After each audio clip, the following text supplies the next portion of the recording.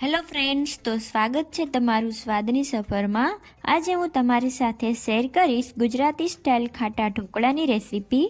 આજે આપણે દાળ ચોખા પલાળવાની ઝંઝટ વગર ઇન્સ્ટન્ટ ખાટા ઢોકળા બનાવીશું। તો બેટર બનાવવાની અમુક ટ્રીક સાથે તમારા ઢોકળા દરેક વખતે એકદમ સોફ્ટ અને જાળીદાર બનશે।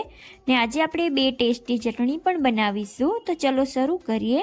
તો તેના માટે મેં અહીંયા 2 વાટકી જેટલું ઢોકળાનું પ્રીમિક્સ લીધેલું છે।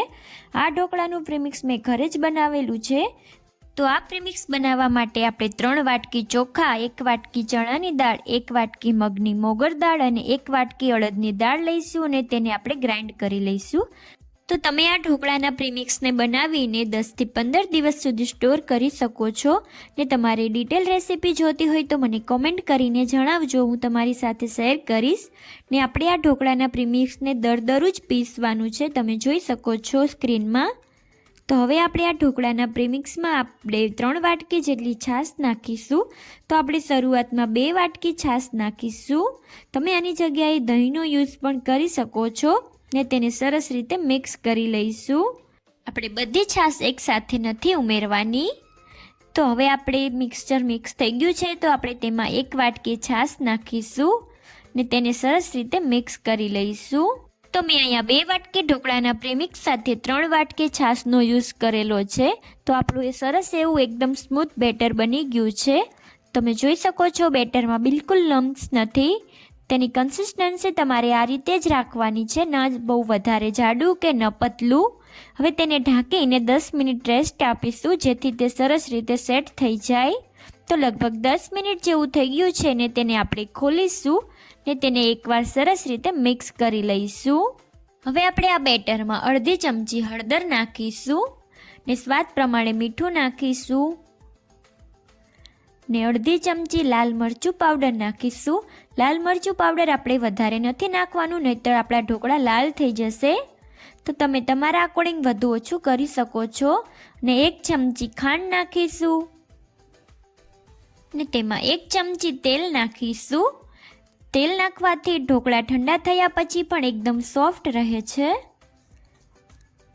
ને 2 ચમચી લીંબુનો રસ નાખીશું। લીંબુ નાખવાથી આપણા ઢોકળા એકદમ ખાટા બને છે, આથા વગર પણ।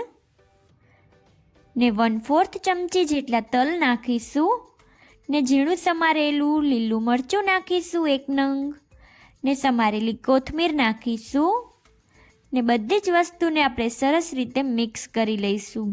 જો તમને મારી રેસીપી જોવી ગમતી હોય તો વિડીયોને લાઈક કરો, શેર કરો અને ચેનલને સબસ્ક્રાઈબ કરવાનું ભૂલતા નહીં। હવે એક પ્લેટમાં આપણે 1 ચમચી જેટલું ઓઇલ નાખીશું અને તેને સરસ રીતે સ્પ્રેડ કરી લઈશું। તેને સાઈડમાંથી પણ આપણે ઓઇલથી ગ્રીસ કરી લેવાની છે। તો હવે આપણે આ ઢોકળાના બેટરને હાફ કરી લઈશું। તો એક બાઉલમાં આપણે હાફ ઢોકળાનું બેટર કાઢી લઈશું ને તેમાં જ આપણે સોડા અને લીંબુના ફૂલ નાખવાના છે।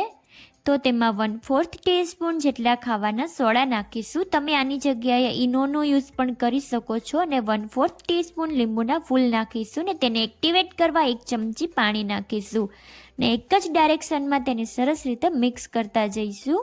તેને એક જ ડાયરેક્શનમાં મિક્સ કરવાનું છે। તમે જોઈ શકો છો કે આપણું બેટર સરસ એવું ફૂલાઈ ગયું છે ને તેમાં બબલ્સ પણ થવા લાગ્યા છે।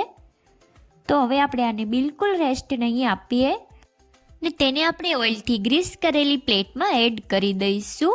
આપણે ઢોકળાને બહુ જાડી લેયર નથી કરવાની, તેને મીડિયમ સાઇઝના જ બનાવવાના છે ને તેને સરસ રીતે સ્પ્રેડ કરી લઈશું। હવે તેમાં ઉપરથી થોડા તલ સ્પ્રિંકલ કરીશું, તેનાથી સરસ સ્વાદ આવે છે અને ઉપરથી થોડી કોથમીર નાખીશું ને ઉપરથી લાલ મરચું પાવડર સ્પ્રિંકલ કરીશું।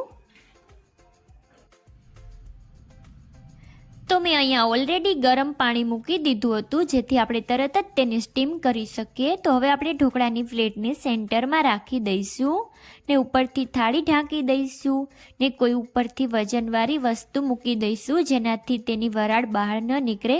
ને આપણે આ ઢોકળાને 12 થી 13 મિનિટ સ્ટીમ થવા દઈશું। તો લગભગ 13 મિનિટ જેવું થઈ ગયું છે, તો તેને આપણે હવે કાઢી લઈશું ને તેને છરી દ્વારા ચેક કરીએ તો છરી ક્લીન આવે છે, મીન્સ આપણા ઢોકળા સરસ રીતે કૂક થઈ ગયા છે। હવે આપણે આ ઢોકળા ઉપર 1 ચમચી ઓઇલ નાખીશું અને તેને સ્પ્રેડ કરી લઈશું। ઢોકળા ગરમ હોય ત્યારે જ ઓઇલ લગાવી દેવાનું, જેથી તે મોઇસ્ચર રહે। તો મેં સરસ રીતે સ્પ્રેડ કરી લીધું છે ને ઢોકળા ઠંડા થાય એટલે તેને આપણે કટ કરી લઈશું. ગરમ ઢોકળાને આપણે બિલકુલ કટ નથી કરવાના. તો આપણે તેને કાઢીને જોઈએ તો તમે જોઈ શકો છો કે એકદમ સરસ અને સ્પોન્જી એવા ઢોકળા બનીને તૈયાર થઈ ગયા છે. તો હવે આપણે ચટણી બનાવીશું. તો તેના માટે 5 થી 7 કળી લસણ લઈશું ને ચપટી હિંગ નાખીશું. સ્વાદ પ્રમાણે મીઠું નાખીશું ને 1/4 ચમચી જીરું નાખીશું ને અડધી ચમચી લાલ મરચું પાવડર નાખીશું. આ મરચુંને તમે તમારા ટેસ્ટ અકોર્ડિંગ વધારે કે ઓછું કરી શકો છો ને તેને બિલકુલ પાણી નાખ્યા વગર તેને ગ્રાઇન્ડ કરી લઈશું.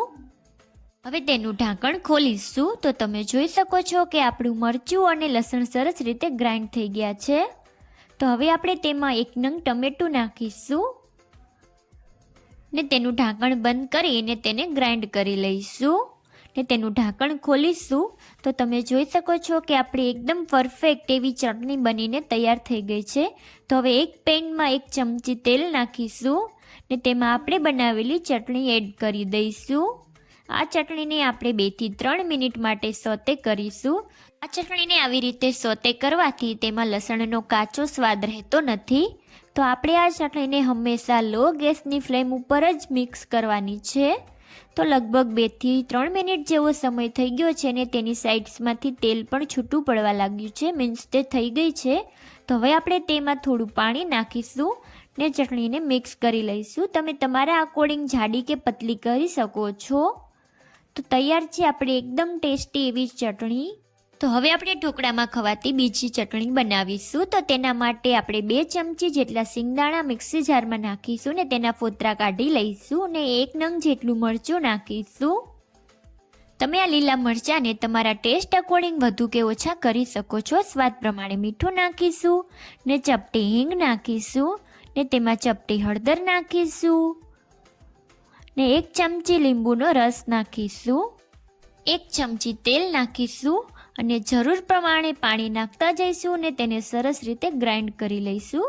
તો મેં અહીંયા 2 થી 3 ચમચી નાખ્યું છે ને તેને આપણે ગ્રાઇન્ડ કરી લઈશું ને તેનું ઢાંકણ ખોલીશું. તો તમે જોઈ શકો છો કે આપણી એકદમ ટેસ્ટી એવી ઢોકળામાં ખવાતી ચટણી બની ગઈ છે. તો હવે આપણે આ ઢોકળાને એક પ્લેટમાં સર્વ કરીશું. જો તમને ગુજરાતી રેસીપી જોવી ગમતી હોય તો વિડીયોને લાઇક, શેર અને ચેનલને સબસ્ક્રાઈબ કરવાનું ભૂલતા નહીં અને મને કોમેન્ટ કરીને જણાવજો કે તમને રેસીપી કેવી લાગી. Thank you for watching.